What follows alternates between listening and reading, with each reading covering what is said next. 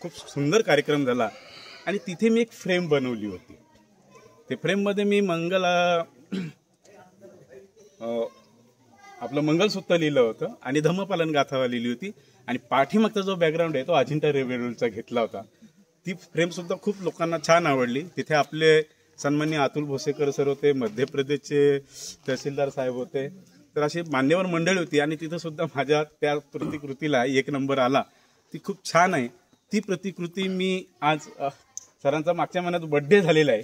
मला अडचण असल्यामुळे मी नाटकांमध्ये कामं करतो, त्याच्यात व्यस्त आल्यामुळे सरांच्या बड्डेला मला येता आलं नाही. मी ती गिफ्ट त्यांना आणली, मी ती त्यांना सुपूर्द करणारच आहे थोड्या वेळात. तर इतकी मस्त मजा वाटते की ह्याच्यामध्ये तुम्हाला आनंद आहे, संस्कार आहे, तुमच्या कला उत्क्रांत होत असतात, तुम्ही समाजाशी जोडले जातात. पाली भाषा शिकताना आज माझ्या मोबाईलमध्ये 800 नंबर पाली भाषा शिकतानाचे सदस्य त्यांचे आहेत आणि धम्मलिपीचे सदस्य माझ्याकडे जवळजवळ 400-450 आहेत. फक्त या 2 माणसांमुळे माझी ती 400-450 माणसाचं कुटुंब झालं. हे सगळं मस्त मजेशीर आहे. आपण दिवसेंदिवस एक सदस्य वाढवला पाहिजे आणि आपण ही सहन न करता मी तर असं समजतो की मी समाजसेवक आहे, माझं हे काम आहे का मला हे जतन करायचं आहे आणि याच्यासाठी मी घराबाहेर पडतो. तर जास्त बोललो, धन्यवाद. सर्टिफिकेट दिलं जाईल. आता जे काही 1 महिनाभर धम्मलिपी शिकलेले आहेत अशोककालीन आणि सातवाहनकालीन, तर त्यांचं धम्मलिपीचं सर्टिफिकेट वितरण इथं होत आहे.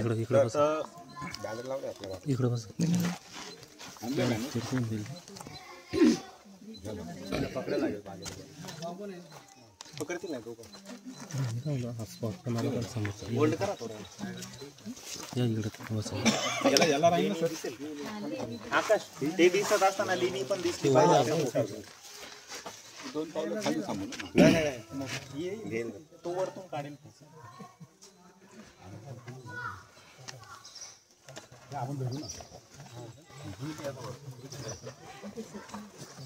ज्यांचं नाव पुकारले जात आहे त्यांनी लगेच यायचंय, सर्टिफिकेट घ्यायचंय.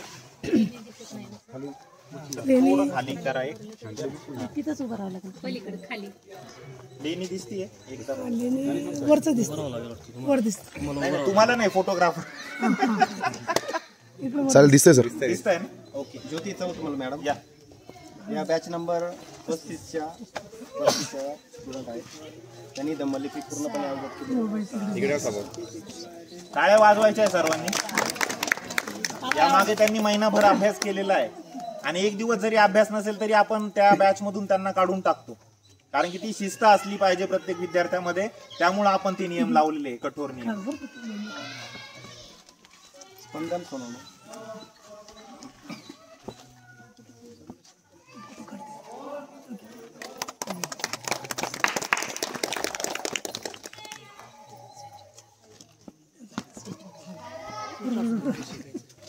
पल्लवी नाईक.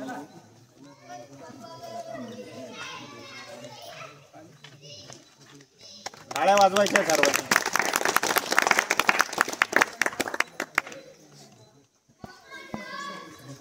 सुभाष चौतमल.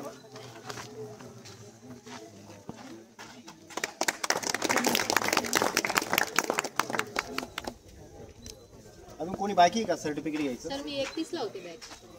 31 ला. तुम्ही कुठल्या बॅचला? आनंद सर. काय नाव? 33. सुरेखा नगर. या पुढे. काय पण नाव घ्या. आनंद चौल.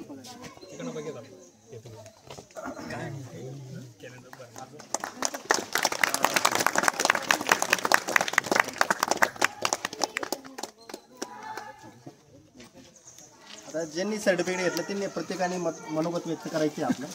या सर, आनंद सर. प्रत्येकाने येतो सर, मीच येतो. जावा तुम्ही अगोदर घेतलं, बाकी का सर्टिफिकेट? इथं घेतलं. बरं थांबा. मनोगत. मी ज्योती सुभाष चौतमल, बॅच क्रमांक 35मध्ये धम्मलिपी शिकले. असंच एका ग्रुपवर, आमचा एक ऑफिसचा ग्रुप होता, त्यावर या ग्रुप आपल्या दान पारमिता फाउंडेशनचं लिंक आली होती, ती मी जॉईन केली. मला इच्छा झाली की आपण धम्मलिपी शिकावं. मग कशासाठी शिकायची, तर आपल्याला एक वाचन करता यावं, कारण सरांनी आम्हाला विचारलं होतं की तुम्हाला कशासाठी शिकायची आहे. तर जे काय इतिहास आहे जुना, त्यावर काय कोरलेलं आहे त्याचा निदान आपल्याला अर्थ तरी कळायला पाहिजे. नुसतेच आपण लेणी पाहायला जातो पण त्याचं काहीच कळत नाही. त्यासाठी एक वाचन व्हावं आणि ते शिकूनही पाली भाषा शिकणं गरजेचं हे मला आत्ता कळालं. 1 महिना मी क्लास केला, संध्याकाळच्या बॅचला होते. यामध्ये मला जसं जसं वाचायला येत होतं तसं तसं मी कुठलेही अक्षरं लिहित होते. तसा अभ्यास झाला आहे, पण अजूनही करायचा आहे, प्रॅक्टिस करायची आणि पाली भाषा शिकायची. सरांचे खूप खूप धन्यवाद. त्यांनी आमचा क्लास जो ऑनलाईन होता त्यामध्ये प्रत्येक वेळेस ते आमचा अभ्यास चेक करायचे आणि आमच्या चुका सांगायचे. त्यामधून आम्ही आमची प्रगती केली आणि थोडीफार शिकलो आहे. तरी अजून जास्त शिकण्याची आवश्यकता आहे, सरावाची आवश्यकता आहे. Thank you sir.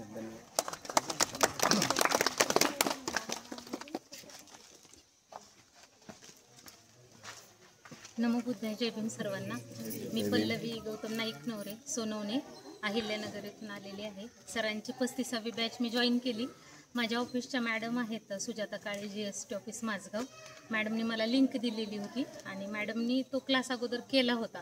आणि प्रत्येक वेळेला जेव्हा संविधान दिन असतो त्यावेळेला GST ऑफिस माझगावमध्ये मॅडम संविधानाची उद्देशिका लेखन याची स्पर्धा घेतात आणि मग त्याच्यामध्ये मॅडमनी ती उद्देशिका पाली भाषेतून म्हणजे धम्मलिपीतून मांडली होती. मग मी मॅडमला विचारलं, मॅडम हे काय आहे, मला पण शिकायचे. मग 35वी बॅच जेव्हा सरांनी अनाऊन्समेंट केली त्यावेळेला मी त्याच्यात जॉईन झाले आणि 23 ऑक्टोबर ते 3 नोव्हेंबर या काळामध्ये माझा नेमका विपश्यनेला नंबर लागला होता इगतपुरीला. आणि आपल्या सरांचे असे नियम आहेत की एक जरी दिवस ॲब्सेंट असेल तर ग्रुपमधून रिमूव्ह केलं जातं. मग मी सरांना अगोदर फोनवर बोलले की सर असं असं मला विपश्यना आहे, तर मला परवानगी द्याल का, मला ग्रुपमधून रिमूव्ह करू नका, मी तिथून आल्यानंतर तो अभ्यास पूर्ण करेन. आणि मग मी जेव्हा तिथून आले त्यावेळेला मग मी सगळे व्हिडिओ मी पहिली वेलांटीपर्यंत रेग्युलर केलं.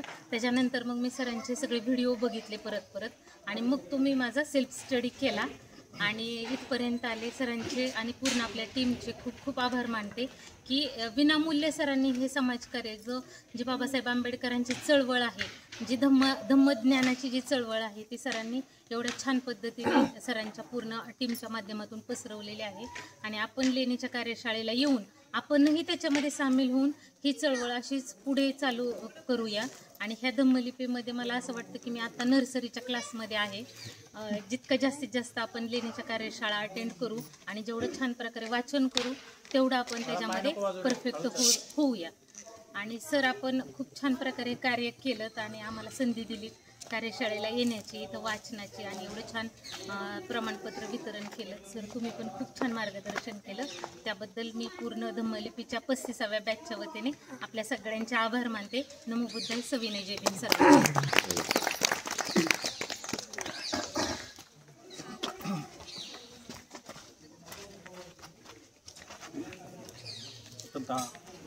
तथागत गौतम बुद्ध, प्रियदर्शी मराठा शोक,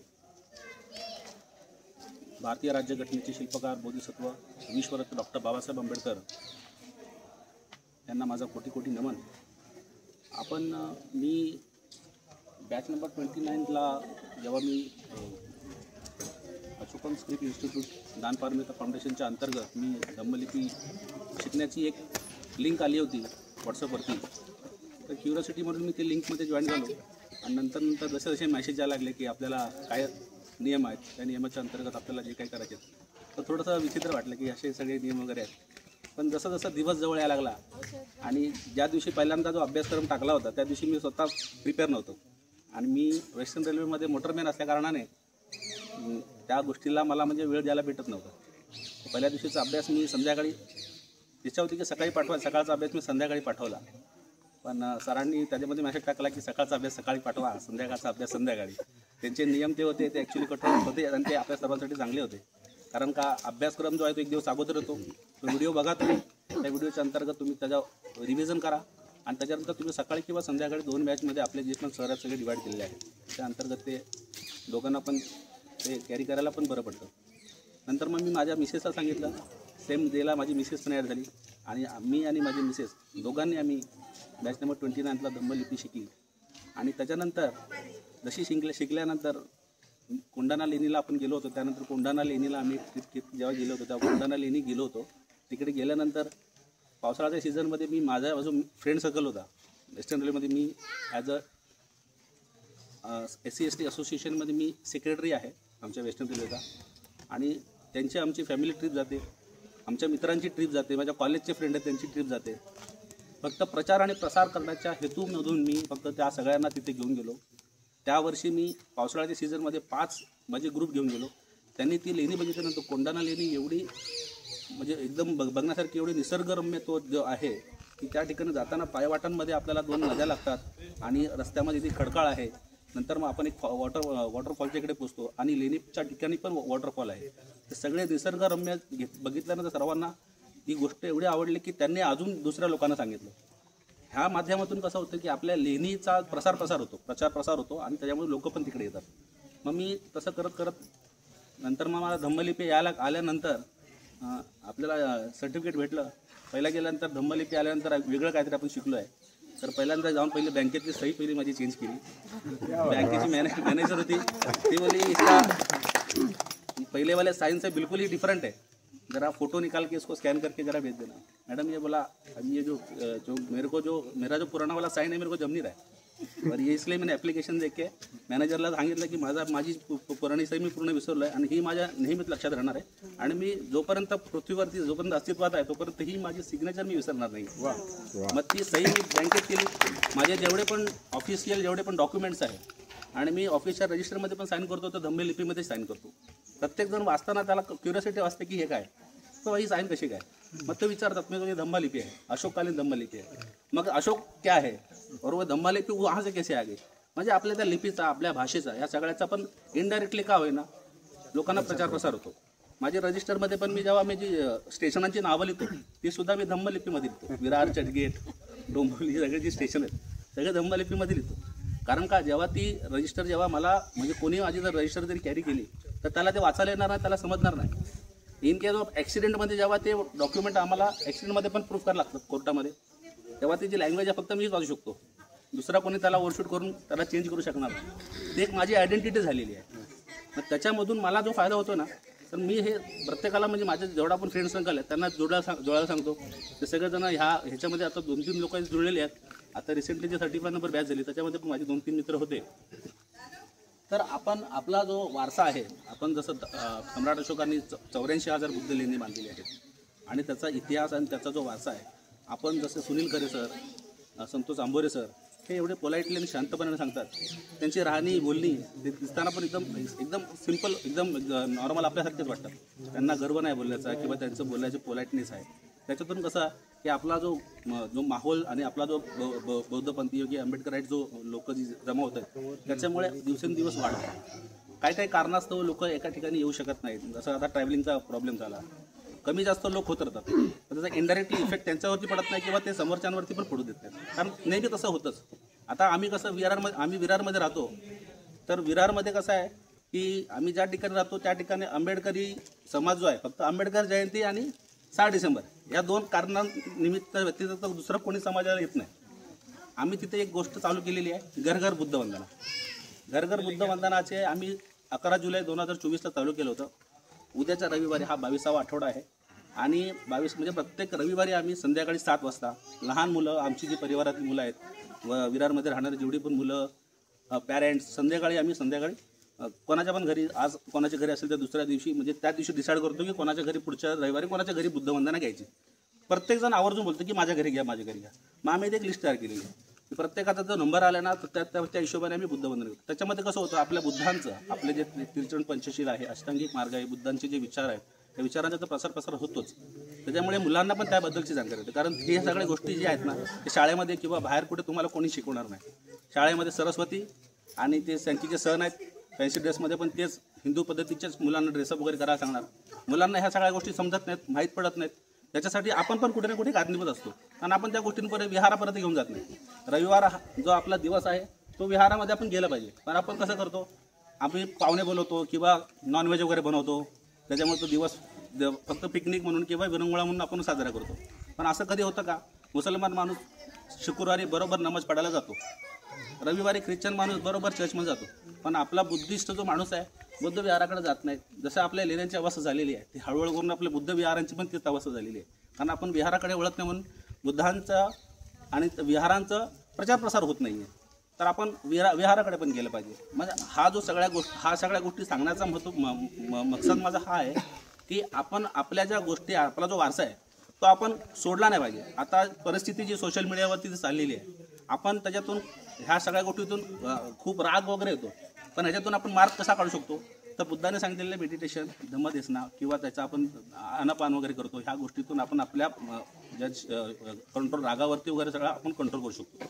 तर बुद्धांनी हा जो आपल्याला मार्ग दिलेला आहे, बाबासाहेबांनी आपल्याला जे विचार दिलेले आहेत, बाबासाहेबांनी जे आपल्याला पुस्तकांमधून जे ज्ञान दिलेलं आहे, ते सगळं आपण जर वाचलं तर नक्कीच आपल्या सर्व आंबेडकर लोकांना पण फायदाच होणार आहे. आणि ही जी दानपारमिता जे कार्य करत आहे, खरंच मनापासून पारमितेच्या कार्याला मी मनापासून सलाम करतो. असेच कार्य पुढे केले पाहिजेत. आणि नेहमीच संतोष अंबोरे सर आणि सुनील खरे सर हे जे कार्य करत आहेत, हे खरंच कोणी साधं सिंपल माणसाचं काम नाही आहे. एवढे लोकांना घेऊन जाणं, नेहमी सगळ्या गोष्टी अरेंज करणं, प्रत्येक गोष्टींमध्ये आता आकाश आहेत आणि अशी जाधव साहेब आहेत, अशी बरीचशी लोक आहेत की ती वेळोवेळी आपल्या मुवमेंट असे त्यांची, की असं नाही की चला उठलं आणि गेलं, असं नाही. माणसं पेरलेली आहेत सगळी, मुंबईला, नाशिकला, अमरावतीला, औरंगाबादला, कोल्हापूरला लांबून लांबून लोक येतात. तर ती काय येतात की हा जो त्यांनी चळवळ जी चालू केलेली आहे दानपारमिता, फक्त चळवळच नाही, त्याच्यामध्ये ते फ्री ऑफ कॉस्ट आपल्याला शिकवतात. पण आपण एका दिवशी शिकायला गेलो तर त्याचे पैसे घेतात. 15 दिवस ऑनलाईन वेळ देऊन लोकांकडे एवढं वर्ष कोण करणार आहे, कोण मातापेटी करणार? प्रत्येकाला फॅमिली लाईफ असते, कोणी करत नाही. पण ते फ्री ऑफ कॉस्ट आपल्याला सगळं शिकवतात. तर खरंच एवढं फ्री ऑफ कॉस्ट कोणाला देत नाही, कोणी वेळ देत नाही.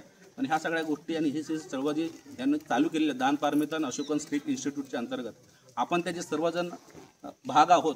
तर प्रत्येकाला पण अभिमान वाटला पाहिजे की आपण एक लेणी संवर्धक म्हणून काम करतोय. आणि हे लेणी संवर्धक काम करणं म्हणजे बुद्धाला जिवंत ठेवण्यासारखं, बुद्धांच्या विचारांना जिवंत ठेवण्यासारखं आहे. सम्राट अशोकांनी जे आपल्याला 84,000 लेणी दिलेल्या आहेत, त्यामुळे आपण खरं तर आपली संपत्ती खूप आहे. 84,000 लेणी म्हणल्यानंतर आपल्याला अभिमान वाटला पाहिजे की माझ्याकडे एवढ्या लेणीचा मी आज वारस आहे. कारण आपण त्या गोष्टी जर घेऊन गेलो तरच आपल्याला पण फायदा होणार आणि आपल्या येणार पिढीला पण फायदा होणार आहे. तर ह्या गोष्टी कंटिन्यू झाल्या पाहिजेत. आणि प्रत्येकाने असा नाही विचार केला पाहिजे की मला वेळ नाही भेटला किंवा काय. आपण आज असं झालं की रविवार असं तर बरं झालं असं. कारण आम्ही विचार करतो रविवारी पण कधी कधी बुद्ध वंदनेला लोक येत नाहीत. लोकांकडे कारणं भरपूर असतात, पण वेळ ही नसते, वेळ ही काढावी लागते. कारण का आपण बघा आपल्या इम्पॉर्टंट कामं असतात, त्या इम्पॉर्टंट कामामधून कुठला सर्वात महत्त्वाचं इम्पॉर्टंट काम आहे आपण ते शोधून घेतो का नाही? तर आपण जातोच नाही त्या कामाला. तसंच दानपारमितीचा जो आपला लेणी संवर्धकचा कार्यक्रम असतो, कार्यशाळा असते, त्यावेळी पण आपण वेळ काढून आला पाहिजे. एखाद दिवस सुट्टी टाकली तर काय प्रॉब्लेम होत नाही. आपण असतं की आपली इन्व्हेस्टमेंट आहे, आपण हे इन्व्हेस्ट करतोय, आपण बौद्धिक नॉलेज वाढवायसाठी आपली इन्व्हेस्टमेंट आहे आणि ही इन्व्हेस्ट आपल्याला फुकटमध्ये भेटते. तर ह्या गोष्टी केल्या पाहिजेत. तर सर्वांनी ह्याचा थोडंसं अनुकरण करून समीक्षा केली पाहिजे आणि त्या प्रकारे प्रत्येकाने कार्य केलं पाहिजे. एवढे बोलूनच मी माझ्या वाणीला विश्रांती देतो. तुम्ही सर्वांनी माझं एवढे स्पीच ऐकून घेतलं त्यासाठी सर्वांचे खूप खूप आभार. जय भीम, जय भारत. खूप छान मार्गदर्शन केलं सरांनी. जसं सर बोलले की आपण सुट्टी काढून तरी यायला पाहिजे. आज आमच्या कंपनीचं गेट टुगेदर होतं, पण आता आयोजक आम्हीच असल्यामुळे मी जर नाही आलो तर मग काय होणार. त्यामुळे मग मी तिकडं प्रथम प्राधान्य आपल्या कार्यशाळेला दिलं. कारण दुरून दुरून आपले बांधव येणारे, भगिनी येणारे, त्यांना आपण वेळ दिलेला असतो, त्यांना सांगितलेलं असतं. त्यामुळं प्रथम प्राधान्य कुठं द्यायचं हे आपण ठरवलं पाहिजे. आणि मी आपल्या कार्यशाळेला नेहमी प्राधान्य देतो. भले माझ्या घरातला कार्यक्रम असेल तर मी पहिलं प्राधान्य कार्यशाळेला देतो. सर्वांना जय भीम, नमो बुद्धाय. मी सुरेखा नगराळे, राजेराय टाकळी येथे प्रशालामध्ये कार्यरत आहे आणि मी सरांच्या धम्मलिपी कार्यशाळेला 31 नंबरच्या क्लासला जॉईन झाले होते. आपण सर्व माहिती मिळवतो बुद्धाबद्दल, बाबासाहेबांबद्दल, पण बुद्धाला तर या देशातल्या लोकांनी गाडून टाकलं होतं, सम्राट अशोकालाही गाडून टाकलं होतं, पण त्यांना जिवंत करणारे जे कनिंगम आहेत आणि त्यांच्यासोबतचे अजून काही 2-3 ऑफिसर आहेत, त्यांनी ही लिपी शोधून काढली, त्यांनी हा इतिहास शोधून काढला. त्यांनी खूप वर्ष प्रयत्न केले की हे काय लिहिलेलं आहे नेमकं, आणि त्याचा अभ्यास करून त्यांनी जगामध्ये त्याचा शोध सुरू केला. चायना, कंबोडिया, थायलंड, इकडे तिकडे फिरून त्यांनी ती लिपी जमा केली आणि ते जे जाणकार होते लोक त्यांना एकत्र करून त्या लिपीचा अर्थ लावण्याचा प्रयत्न केला. आणि काही वर्षाच्या अभ्यासानंतर मग आपल्याला समजलं की हा सम्राट अशोक कोणी असा राजा होऊन गेला इथे, आणि हा पूर्ण भारत देश आणि आशिया खंडामध्ये भारताच्या 3 पट क्षेत्रफळ त्यांनी त्याच्या राज्यपथाखाली आणलेलं होतं. आणि नुसतंच राज्य केलं नाही त्यांनी, तर लोककल्याणकारी राज्य त्यांनी केलेलं होतं तेव्हा त्या काळामध्ये. आणि अशा ह्या अत्यंत हुशार सम्राटाला या लोकांनी गाडून टाकलं होतं. कारण इथल्या लोकांचं एक ध्येय होतं की इथला बुद्ध धर्म संपवायचा. सम्राट अशोक आणि त्याच्यासोबत जे कार्य करणारे इतरही राजे होते, बौद्ध राजे, त्यांनी राजाश्रय दिला होता, त्यांनाही संपवायचं होतं त्यांना. आणि ते जवळजवळ सक्सेस झालेले होते.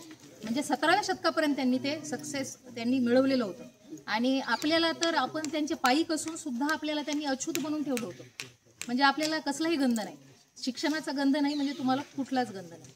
आणि मग त्यांनी हे कनिंगम वगैरे आले, इंग्रज इथे आले, ते आपल्यासाठी खूप विकास घेऊन आले असंच म्हणता येईल.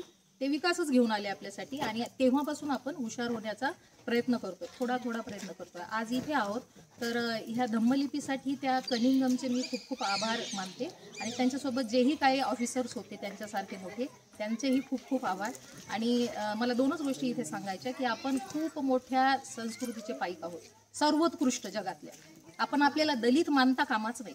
आपण स्वतःला दलित मानू नका, आपण स्वतःला कमीही समजू नका. मी ज्या गावामध्ये काम करते त्या गावामध्ये अशी स्थिती आहे की आजही सगळेचे सगळे लोक बेवडे आहेत, म्हणजे व्यसनाधीन आहेत. तर थोडासा प्रयत्न मी करायला गेले त्या गावामध्ये की मी ते व्यसनाधीनता कशी संपवता येईल मला बुद्धाच्या विचारातून, बाबासाहेबाच्या विचारातून. पण मला थोडासा वेगळा अनुभव आला. पण तरीही मी तिथे जेव्हा पौर्णिमेला खीरदान वगैरे होते तेव्हा माझेच जे विद्यार्थी आहे, मी आता लोकांमध्ये जाणं सोडून दिलं कारण मला एक वाईट अनुभव आला तिथे. मी एक स्त्री असल्यामुळे मी तिथे जाणं सोडून दिलं. पण माझे जे विद्यार्थी आहे शाळेतले 9वी 10वीचे, त्यांच्या थ्रू मी काय केलं, बुद्ध आणि त्याचा धम्म तिथे दिलं ते पुस्तक. आणि ते पुस्तकामधून जेव्हा खीरदान होते तेव्हा त्या विद्यार्थ्यांना, माझ्या विद्यार्थ्यांकरवी एक लेसन त्याचा वाचून दाखवायचा त्या लोकांना. कारण त्यांना कसलाही गंध नाही, ज्ञानाचा कसलाच गंध नाही. बाबासाहेब कोण, फक्त ते जयंतीपुरतं येणार, नाचणार, पिणार झाली त्यांची. 14 एप्रिल संपली. आणि बुद्ध तर काही त्यांच्या गावी नाही अजून.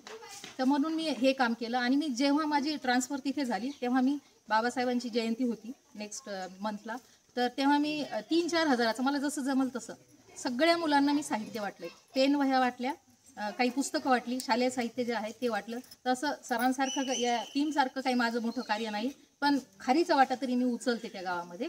आणि अजून एक संदेश द्यायचा आहे की आपण सर्वात मोठ्या उच्च संस्कृतीच्या पाईक असल्यामुळे आपण हे विसरायलाच नको की मला थोडंसं तरी काहीतरी द्यायचं आहे या समाजाला. माझ्या जे 50% आहे ते मी 10% तरी दुसऱ्याला दिलं पाहिजे.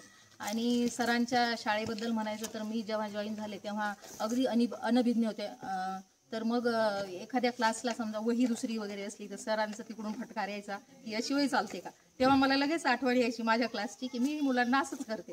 तर आपले जेव्हा गुरु असतात तेव्हा ते आपल्याला पनिश करतात, कधी त्यांच्या कृतीमधून, कधी रागावण्यातून. तर ते आपल्या भल्यासाठीच असतं हे समजून घेतलं. आणि सरांचे खूप आभार की त्यांनी आपल्याला ही एक लिपी दिली आणि त्याच्यात पण आपल्याला बोलकं केलं.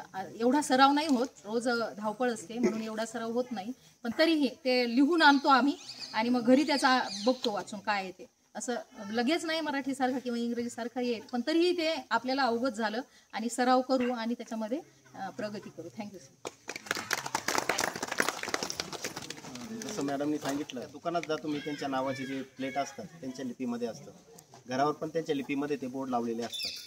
मग ही जी धम्मलिपी आहे ही सर्व लिपींची जननी आहे, म्हणजे ही आई आहे, मातृलिपी आहे. ही लिपी जर आपला वारसा आहे, आपली वैभव आहे, तर आपण हिला का नको प्रेझेंट करायला. आता मी माझ्या घराच्या बाहेर जी नेमप्लेट आहे ती धम्मलिपीमध्ये तयार केलेली आहे. घराच्या वरती धम्मपद धम्मलिपीमध्ये कोरलेला आहे. म्हणजे आपल्या लिपीचा प्रचार प्रसार आपल्यालाच करायचा आहे. त्याच्यामुळे आपण आपल्या साईन असतील, धम्मपद असतील, सुविचार असतील, हे सर्व आपण धम्मलिपीमध्ये लिहायचा प्रयत्न करायचा. आपल्या नेमप्लेट देखील धम्मलिपीमध्ये असल्या पाहिजे. आपल्या गाडीवर नाव जेव्हा टाकतो आपण धम्मलिपीमध्येच टाकलं पाहिजे. एखादा सुविचार, धम्मपद धम्मलिपीमध्ये टाकलं पाहिजे, जेणेकरून आपले जे इतर पंथी जे मित्रमंडळी असतात ते विचारतात की कोणती लिपी आहे, जेणेकरून थोडा प्रचार या माध्यमातून तरी आपल्या पद्धतीने व्हायला पाहिजे. खूप छान सर्वांनी मनोगत व्यक्त केलं. अजून कोणी आहे मनोगत व्यक्त करणारं?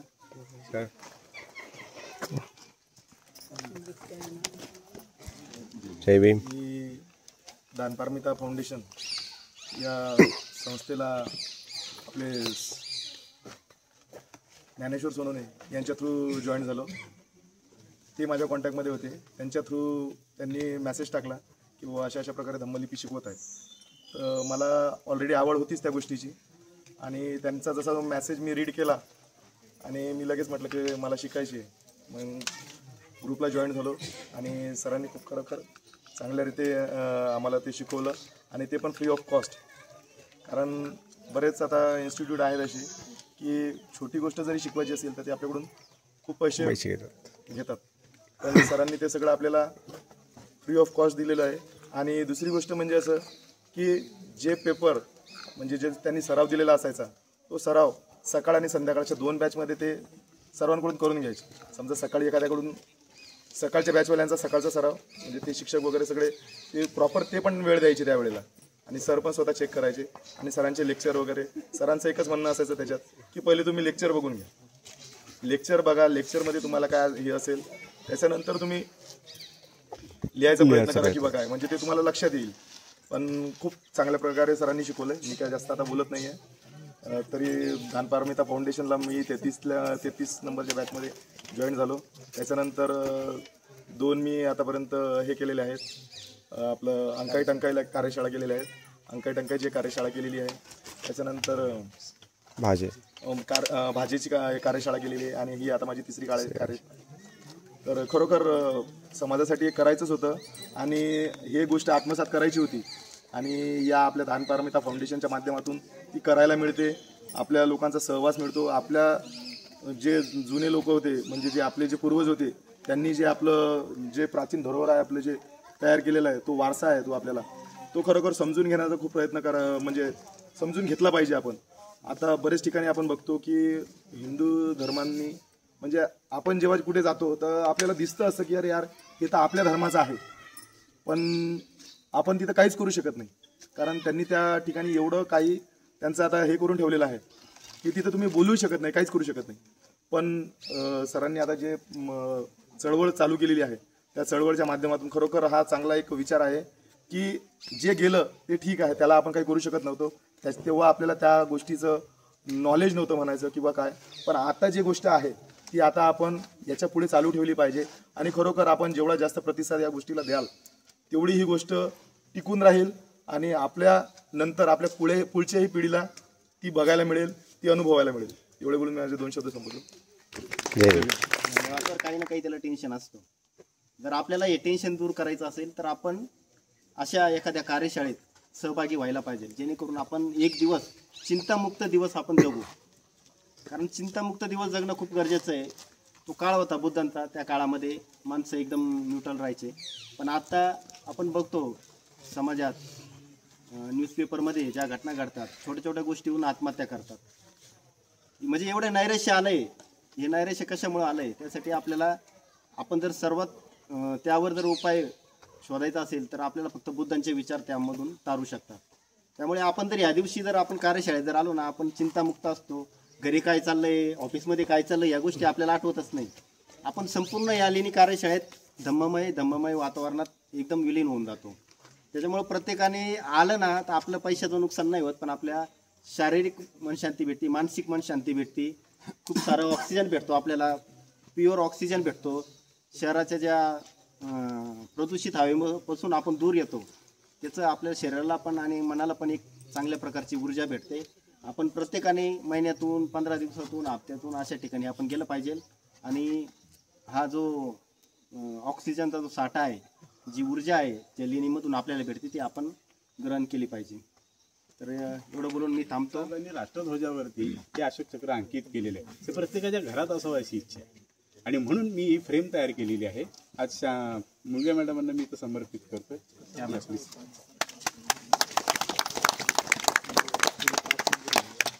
हे सगळं धम्मलिपीमध्ये लिहिलेलं आहे. दुःखाचे कारण 12, दुःखाचे उपाय 12.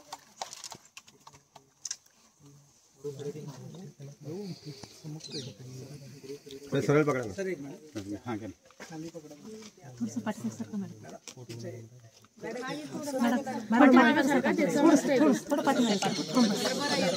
इकडे बघा, समोर समोर इकडे बघा.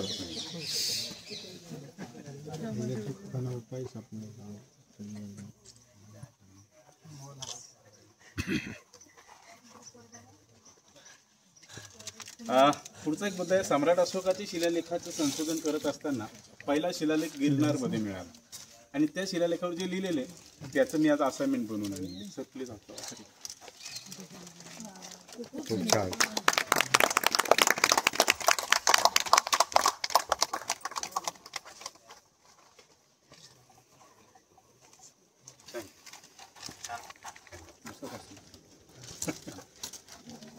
तर अशा प्रकारे आपला कार्यक्रम संपन्न झाला आहे. मी आकाश आदरे सरांना विनंती करतो, त्यांनी आभार प्रदर्शन करायचं आहे.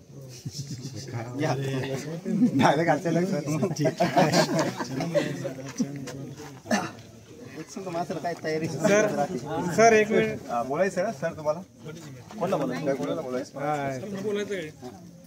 समारोप करायचे कॅलेंडर काय सांगायचं सांगा. भारतीय बौद्ध महासभेचे एक कॅलेंडर द्यायचं.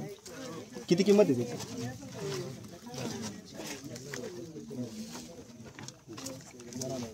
इंडियाचे कॅलेंडर आणले आहे, याची किंमत 50 रुपये आहे. तर ज्यांना कोणाला घ्यायचे असेल ते मिलिंद बालेराव सरांना भेटायचं आहे आणि घेऊन जायचे आहे.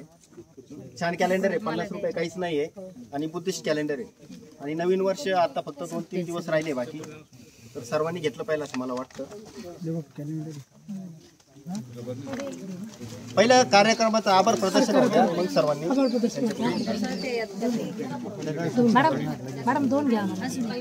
हे नंतर काय हे ना आपण कार्यक्रम झाला का सगळे नंतर घेऊयात. आधी आभार प्रदर्शन आणि कोणाला काय हे करायचं आहे ना सर्वांनी लक्ष द्या. कार्यक्रमाचा समारोप करायचा आहे. इकडे लक्ष द्या सर्वांनी. 5 मिनिटं लागतील बस. तर 1 मिनिट फक्त यांचं होऊ द्या, मग आपण थांबा सर्वांनी. इकडे बघा सर, कॅलेंडर ठेवून द्या थोडं. मिलिंद सर यांचं झालं का लगेच आपण चालू करूया. 2 सर्वांना कॅलेंडर भेट. सगळे जसे होते तसेच थांबा. आपण आभार प्रदर्शन. नमोबुद्ध आहे सर्वांना. जय भीम. मी आकाश पांडुरंग हजारे, दान पारमिता फाउंडेशन मुंबईच्या अंतर्गत कार्य करतो. गेली 2019 ते 20 पासून ते आतापर्यंत सुनील सर आणि दान पारमिता सोबत जोडलेला आहोत. संतोष आंबोडे सर आणि प्रवीण जाधव जे नेहमी असतात, पण प्रवीण जाधव सरांना खूप मिस करतोय कारण 3 ते 4 कार्यशाळा ते आलेच नाहीत. सर तर ही कार्यशाळा खूप चांगल्या प्रकारे पार पडली आज, कारण नवीन नवीन चेहरे आज बघायला मिळालेत. धम्मलिपी शिकलेले विद्यार्थी मिळाले आहेत.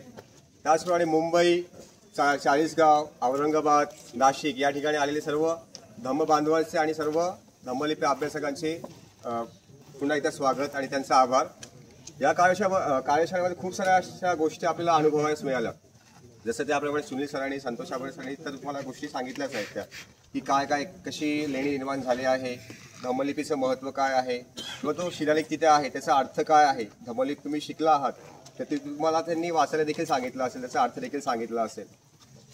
तर ही कार्यशाळा पार पडण्याचा एकमेव उद्देश असा आहे की आपण जो काय आपला वारसा आहे, आपला जो काही फुकट मिळालेला वारसा आपल्याला मिळतो, तो वारसा जतन करण्याचं, त्याचं संवर्धन करण्याचं, त्याचप्रमाणे त्या धम्मलिपीचा प्रचार आणि प्रसार करण्याचं हे काम आपलं आत्तापासूनच नव्हे तर गेल्या 4 वर्षापासून किंवा हे सर ह्या चळवळीमध्ये जवळपास 10 ते 12 वर्षांपासून कार्यरत आहेत. आणि ती जबाबदारी आता मुंबई, नाशिक, औरंगाबाद, पुणे, त्याचप्रमाणे जो काही मराठवाडा, विदर्भ हा जो काही भाग आहे त्या भागातले सर्व धम्म विद्यार्थी आहेत, त्याचप्रमाणे विद्यार्थिनी, त्याचप्रमाणे सर्व धम्म उपासक उपासिका यांचं कार्य आहे की हा वारसा आपल्याला पुढे न्यायचा आहे. जेणेकरून आता नवीन पिढी निर्माण होते. हा एक आहे सिद्धार्थ वाडेकर, तर अजून तो तरुण आहे, किंवा मी देखील अजून तरुण आहे, मला देखील खूप सारे शिकायचं आहे. सर हे आपल्याला करायचं आहे, ही गोष्ट आत्तापासून आत्मसात केली पाहिजे. खूप साऱ्या गोष्टीला कारण मिळतं की वेळ मिळत नाहीये. माझं पण सर मला माझ्यावरती रागवत असतील 2 जण, कारण माझं प्रत्येक कार्यशाळा ऐन वेळ असते, शेवटच्या क्षणी माझं डिसाईड असतं. आता काल पण यायचं होतं, रात्री डिसाईड झालं की यायचं 11:30ची ट्रेन पकडायची आणि यायचं आहे.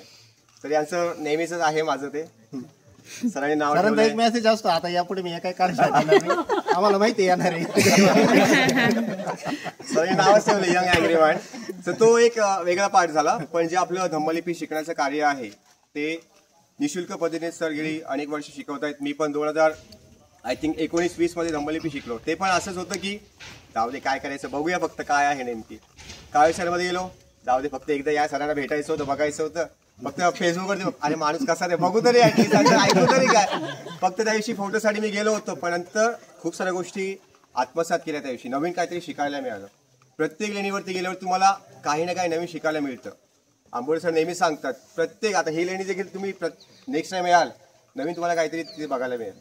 कारण आपण एकाच कार्यशाळेमध्ये या छोट्याशा वेळेमध्ये आपण हे सर्व गोष्टी एकाच वेळेस आपण आत्मसात करू शकत नाही. कारण त्या कार्यशाळेत आपल्याला प्रत्येक त्या लेणीवरती आपल्याला सारखं यावं लागेल. मला खूप सारं बोलायला येतं, पण आपल्याकडे वेळ अपुरा आहे. तर दानपारमिता आपल्या संस्थेचं नावच आहे, दानपारमिता फाउंडेशन. त्या अंतर्गत आपली जी काही चळवळ आहे, हे सर्टिफिकेट्स वगैरे आहे किंवा जे काही आपण कार्य करतोय ते आपण निःशुल्क पद्धतीने करतोय. परंतु हे दानपारमिता फाउंडेशन चालवण्याचं आपल्या याच्या धम्मामध्ये एक पुण्यकर्म आहे किंवा आपण एक पारमिता आहे, त्याची एक महत्त्वाची आहे दानाची पारमिता आहे.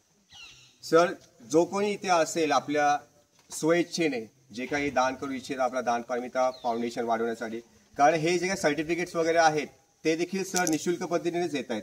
कारण कोणते आपण कोर्स करतो त्यावेळेस सर्टिफिकेटचे वेगळे चार्जेस, त्या कोर्स करण्याचे वेगळे चार्जेस, पुन्हा अजून काही गोष्टी असतात नियोजन करणं वगैरे झालं, ह्या सगळ्या गोष्टी ह्या आपण आपल्या दानाच्या मार्फतच येतो. तर सर्वांना विनंती आहे की जे काही आपले स्वइच्छेने दान करू इच्छितात, आपल्याकडे ऑनलाईन पण आहे, कोणाकडे कॅश नसेल तर ऑनलाईन पद्धतीने देखील आपण दानपारमितेचा काही लोगो आहे, फाउंडेशनचा काही QR कोड आहे, त्याच्यावरती आपलं धम्मदान करू शकता. तर इथे आलेल्या सर्वांचं पुन्हा एकदा स्वागत, अभिनंदन आणि त्याच्या कार्यशाळेची समाप्ती करतो. सर्वांना सविनय जय भीम. एक महत्त्वाची सूचना आहे, आपण पुढच्या वेळेस जास्त टी-शर्ट